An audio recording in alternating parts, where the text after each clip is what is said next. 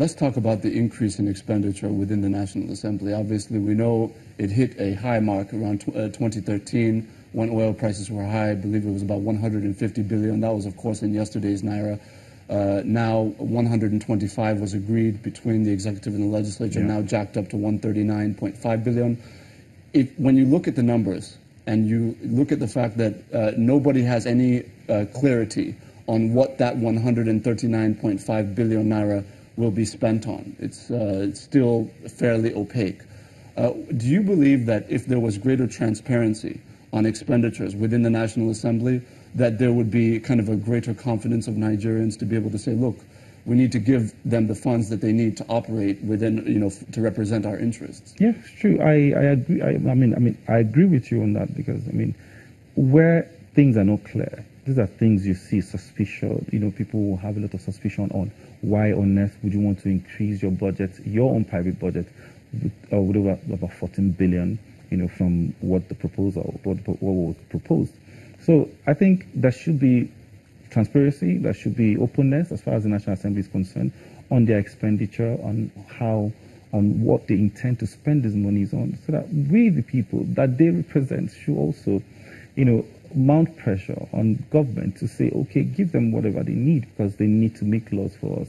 They need to also, do their job and do it effectively. Now, if President Muhammadu Buhari signed, based on what he said, signed this budget because he wanted to avert a government shutdown. Yeah. If that is the case, do you believe that there was an intention behind making sure that the budget was released now so that essentially his hands would be tied behind his back? Or do you believe that it's a situation where the president received the budget and took too long to scrutinize it? You see, you must... Everybody, you see, I like politicians.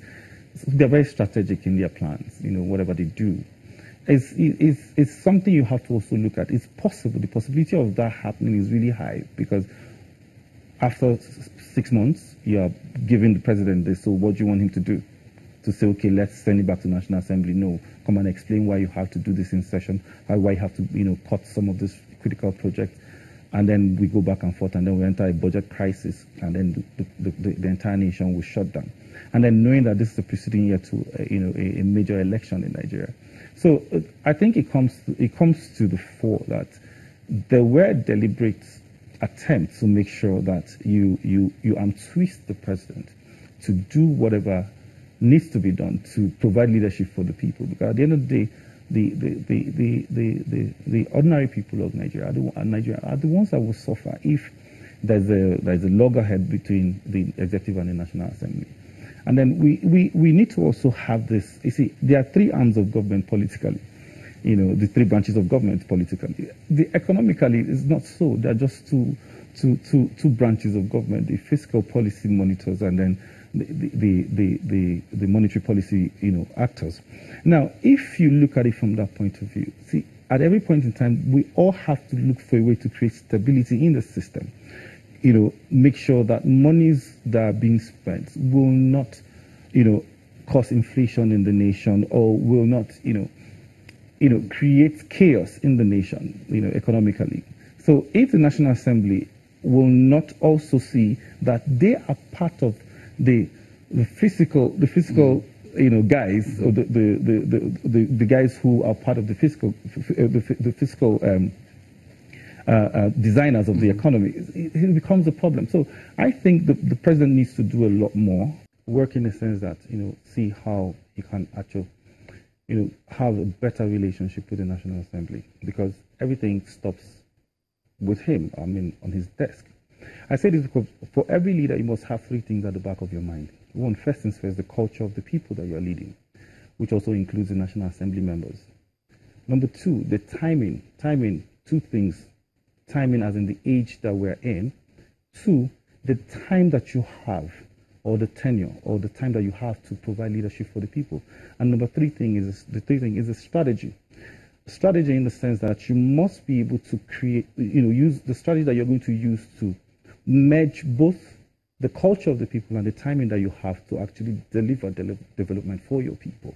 Mm-hmm. So I say this, I had to explain all of this to say that if the National Assembly want projects to come to their constituency at this point in time, you must find a way to strike a balance. Strike a balance in the sense that allow some of those projects to go through so that these kind of things that just happen now shouldn't happen. Shouldn't happen. There's this, kind of question that arises. When you look at sane climes, particularly democratic climes, where you have this kind of setup we have, a lot of the debates that go on really are around the medium-term strategic framework, exactly, expenditure framework, and also the medium-term sector strategies. Yeah.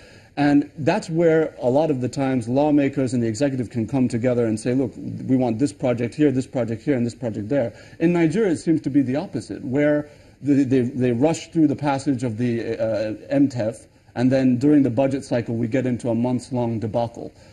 Do you believe that there's a way that this conversation, these consultations can go on so that all can find a way of being accommodated within the same budget so that we don't have the kinds of mutilation that we've seen in recent years? Yeah, I think that dialogue can actually happen. Can happen from the project consummation stage.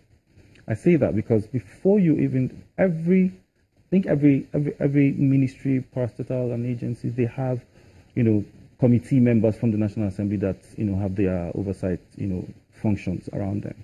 Now, if we're going to develop a project, I think those agencies should work with the members of the National Assembly, those committees, from day one, so that whatever it is that the gray areas can actually be sorted out. Because I've advocated, for this a long time, but they say, these are two arms of government. I've seen it from a development economist point of view. See, we're not looking at politics here. We're looking at the growth of your economy. So if it means, I'm not saying collapse, but I mean, just remove the veil, come together, because we're working towards a nation. We're working towards growing a nation. So if we come together, then we'll see what we can actually have these conversations and arguments within the national planning, platform created by the National Planning Commission, so that we at the people at the National Assembly and the executive can actually marry themselves more when it has to do with development or the growth of the economy. So that we don't come back, because as soon as you submit the budget, it becomes an adoption. You see, because we've gone through the process from the beginning. I was part of it. Let's say I'm a National Assembly member. I was part of it, so I don't have any reason to argue. So this whole thing will actually give us another 6 months of no argument, so that we can move forward as a nation. How much of this comes down to intention versus political management, though? Because on the one hand, there seems to be kind of a consensus, really, even within the National Assembly in many cases, that indeed the president is a man of integrity and all of these things. And that maybe, yes, he does have good intentions for the country. But the question has always come up, can he manage the political dynamics? Can the administration, rather, manage the political dynamics to ensure that they facilitate the intentions they have and translate it into manifestation? What are your thoughts? Yeah, that's where the strategy comes in, the three things I listed. Within the culture of the people, knowing the people you're leading, especially understanding the National Assembly that you're working with. So the best thing is to... What would comprise that strategy, though, in particular? The strategy, like I said, is not rocket science. It's as simple as, okay, what do you want? You want projects in your locality. Okay, can I design something within the ERGP that would accommodate every member of the National Assembly? But now, what you're suggesting presupposes a kind of an altruism within the National Assembly, whereby they actually are just concerned with the projects. What if, and it's a big if because it's speculative, but what if it was about making sure that they have access to resources they can use ahead of an election? Yeah, then we'll hear, everything will come to the fore, because everybody will hear it. That's not about projects. So the people now, it comes back to the people. Now the people now see that, no, these people are saying, if I listened to the spokesperson of the House of Rep, he said, we represent the people. So some of the time they try to authenticate whatever claims that they have based on the fact that there are people who are not seated with them in the hollow chambers. So those people that they represent will now see clearly that, oh, this man is not representing me. So it comes to that. You see, that's what I'm saying. The institution has to be designed in such a way that people will know what is right and wrong, and then know the consequences of going to either for or against what is wrong or right. Well, Mr. Okuku, this has been a very, very interesting conversation. I know that Nigerians have diverse perspectives on these issues, so I thank you for just kind of furthering that conversation this morning. Thank you very much. All right, thank you for having me.